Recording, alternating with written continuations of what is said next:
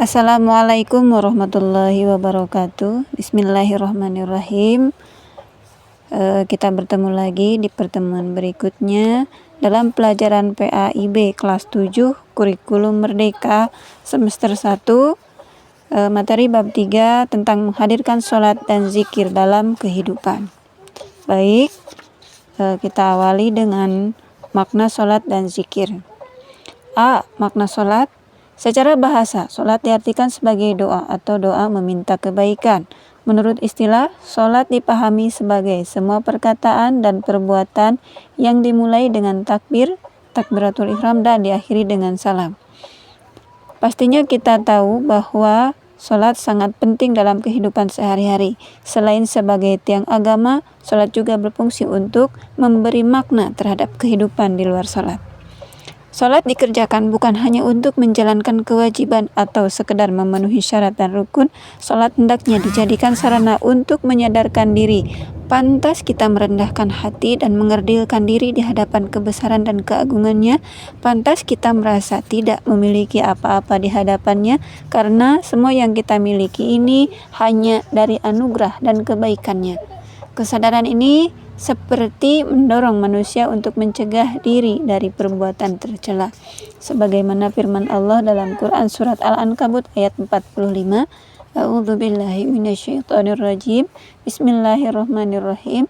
Utlu ma uhiya ilaika minal kitabi wa aqimis sholah. Inna sholata tanha 'anil fahsya'i wal munkar. Wa la dzikrullahi akbar. Wallahu ya'lamu ma tasna'un. Bacalah kitab Al-Quran yang telah diwahyukan kepadamu Muhammad dan laksanakanlah sholat. Sesungguhnya sholat itu mencegah dari perbuatan keji dan mungkar. Dan ketahuilah, mengingat Allah itu lebih besar keutamaannya dari ibadah yang lain.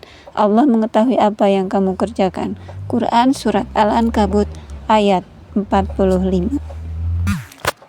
B. Makna zikir. Arti zikir menurut bahasa adalah ingat, sedangkan menurut istilah, zikir diartikan dengan mengingat Allah Subhanahu wa Ta'ala sebagai upaya untuk mendekatkan diri padanya. Kita diperintahkan untuk selalu berzikir kepadanya dengan mengagungkan kekuasaan dan kebesarannya agar terhindar dari kesombongan. Allah Subhanahu wa Ta'ala berfirman dalam Al-Quran, A'udzubillahi minasyaitonirrajim. Bismillahirrahmanirrahim. Ya ayyuhalladzina amanu dzkurullaha dzikran katsira. Hai orang-orang yang beriman, berzikirlah dengan menyebut nama Allah, zikir yang sebanyak-banyaknya. Quran surat Al-Ahzab ayat 41. Ayat tersebut menjelaskan bahwasannya Allah Subhanahu wa Ta'ala memerintahkan manusia yang beriman kepadanya dan membenarkan Rasulullah SAW untuk selalu berzikir kepadanya, baik siang maupun malam, sendiri maupun berjamaah. Memperbanyak mengingat Allah Subhanahu wa Ta'ala dalam hati dan menyebutnya dengan lisan akan merasakan kehadiran Allah Subhanahu wa Ta'ala. Begitu pula bertasbih kepadanya baik pada waktu pagi maupun petang dengan menyucikan diri dari sifat-sifat tercela. Adapun cara berzikir sebagai berikut. 1. Zikir dengan hati, yaitu dengan cara bertafakur dan merenungkan ciptaan Allah Subhanahu wa Ta'ala sehingga timbul dalam pikiran bahwa Allah Subhanahu wa Ta'ala adalah zat yang maha kuasa. 2. Zikir dengan ucapan, yaitu pengucapan lafal-lafal yang di dalamnya terdapat keagungan namanya. Contohnya adalah tahmid, tasbih, tahlil, takbir, membaca Al-Quran, dan sholawat. 3. Menaati perintahnya dan menjauhi larangannya merupakan zikir dengan perbuatan.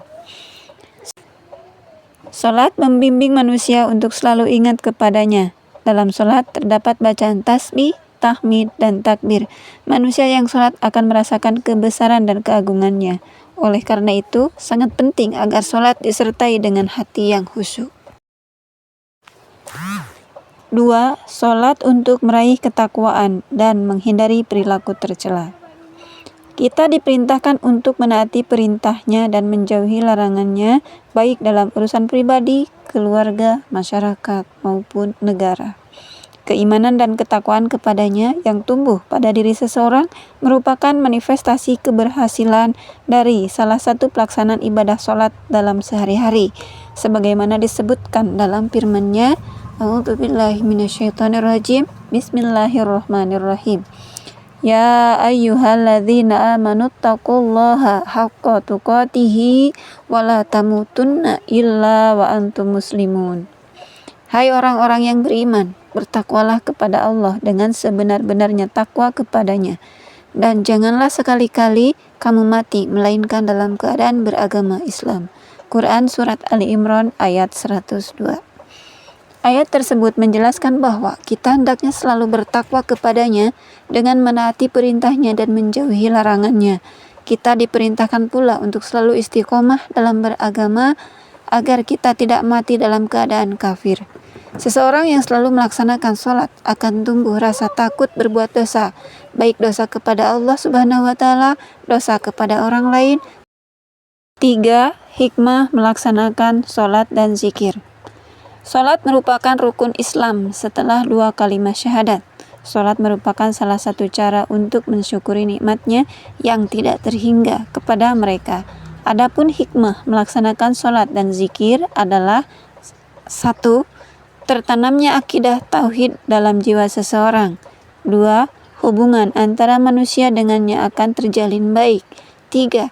Kedamaian, keamanan, dan keselamatan dari Allah Subhanahu wa Ta'ala akan diperoleh olehnya, serta mengantarkan mereka pada kesuksesan dan pengampunan dari segala kesalahan. 4. Memperkuat jiwa seseorang dalam hubungan dengan Allah Subhanahu wa Ta'ala. 5. Memperoleh ketenangan jiwa dan menjauhkan diri dari kelalaian. 6.